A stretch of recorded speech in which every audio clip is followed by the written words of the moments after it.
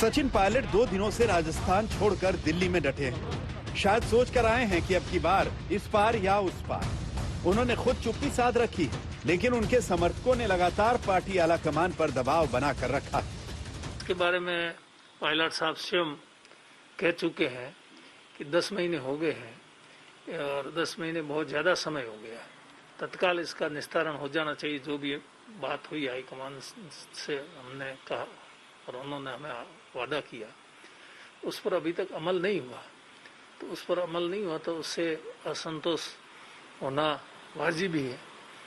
और जहाँ तक कामकाज की, विकास की, जनता की समस्याओं की बात, उस पर भी पूरी तरह से गौर नहीं हो रहा है। जितिन प्रसाद के जाने के झटके से कांग्रेस आलाकमान सकते में है, लिहाजा सचिन पायलट से सुलह समझौते की कवायद तेज कर दी गई है। सूत्रों की माने तो राजस्थान का विवाद खत्म करने के लिए खुद सोनिया गांधी एक्टिव है।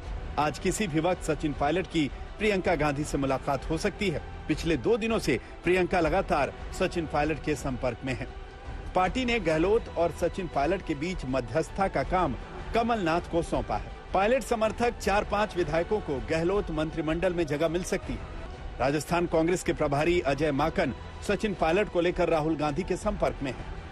खबर यह भी है कि सचिन पायलट को दिल्ली की राजनीति का ऑफर दिया गया, लेकिन वो राजस्थान छोड़ने को तैयार नहीं। बताया जाता है कि सचिन पायलट को पार्टी के महासचिव पद का ऑफर किया गया, जिसे उन्होंने अस्वीकार कर दिया। कहा जा रहा है कि राजस्थान कांग्रेस के झगड़े को खत्म करने के लिए कांग्रेस की राष्ट्रीय अध्यक्षा सोनिया गांधी भी सक्रिय हो गई हैं। कांग्रेस आलाकमान चाहता है कि राजस्थान की सुलगती राजनीति पर सुलह के ठंडे छींटे जल्दी से जल्दी डाल दिए जाएं।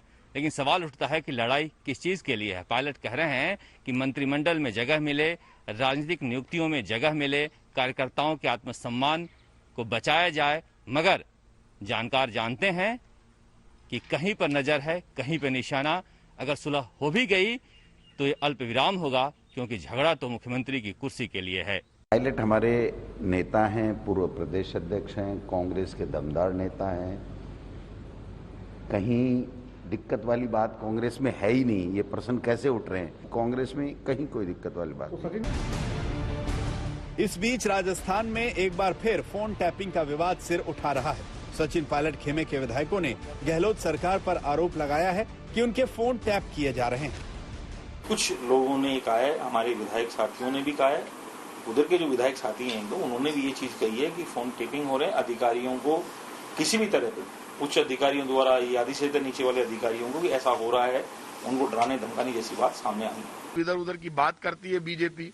तो मैं इतना कह सकता हूँ, राजस्थान में हमारे यहाँ फोन टेपिंग की कोई परंपरा नहीं है, ना फोन टेपिंग होती है, ना कोई लेना देना है। यदि किसी को कोई शिकायत है, मुख्यमंत्री जी से मिलना चाहिए, उन लोगों के नाम बताने चाहिए। बिना नाम के ऐसे मैं जवानी जमा खर्च कर दूं, मेरा ये मानना है कि इस तरह की कोई परंपरा नहीं है। इसलिए यदि है तो आप नाम बता दो। कांग्रेस में घमासान और फोन टैपिंग विवाद को लेकर बीजेपी चुटकी ले रही है। देखिए, वर्तमान कांग्रेस सरकार अवैध तरीके से जनप्रतिनिधियों के टेलीफोन टैप करती है और उसे अपने राजनीतिक हथियार के रूप में उपयोग करती है। ऐसा अनेक बार अनेक लोगों ने आरोप लगाए हैं। मुझे लगता है कि कांग्रेस को, कांग्रेस की सरकार और सरकार के मुखिया को इसका स्पष्टीकरण करना चाहिए। ऐसा नहीं है कि राजस्थान में सिर्फ सत्तारूढ़ कांग्रेस में ही घमासान है। बीजेपी में भी सब कुछ ठीक नहीं है। जयपुर के बीजेपी मुख्यालय में लगे पोस्टर और होर्डिंग्स पर नजर डालिए, वसुंधरा राजे दिखाई नहीं दे रही। ये हमारे लिए किसी तरीके से झगड़े का विषय नहीं है, हमारे लिए कोई मुद्दा नहीं है।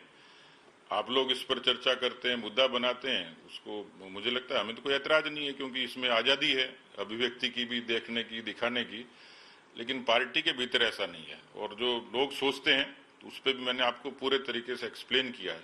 ये जरूर है कि जब परिस्थितियां बदलती हैं, नेतृत्व बदलता है, पीढ़ी बदलती है, तो आज मैं हूं, जरूरी नहीं 20 साल बाद मेरा ही पोस्टर लगे। तो ये चीजें तो सामान्य सी बात है। 20 सालों तक राजस्थान की सियासत में एक्टिव वसुंधरा बीजेपी की तस्वीरों से गायब हो गई तो जाहिर है उनके समर्थकों को अच्छा नहीं लगेगा। तो जनसंघ के समय से चल रही है, लेकिन वसुंधरा जी के बिना भारतीय जनता पार्टी राज में आ जाएगी, यह संभव नहीं है। वसुंधरा जी के बिना पार्टी का क्या अस्तित्व है, ये कोई लॉजिकल सवाल नहीं है। पार्टी पुरानी है, जनसंघ के समय से चल रही है, लेकिन आज जिस प्रकार की परिस्थितियां राजस्थान में बनी हुई है, वसुंधरा जी को माइनस करके राजस्थान में राज लाना नेक्स्ट इम्पॉसिबल।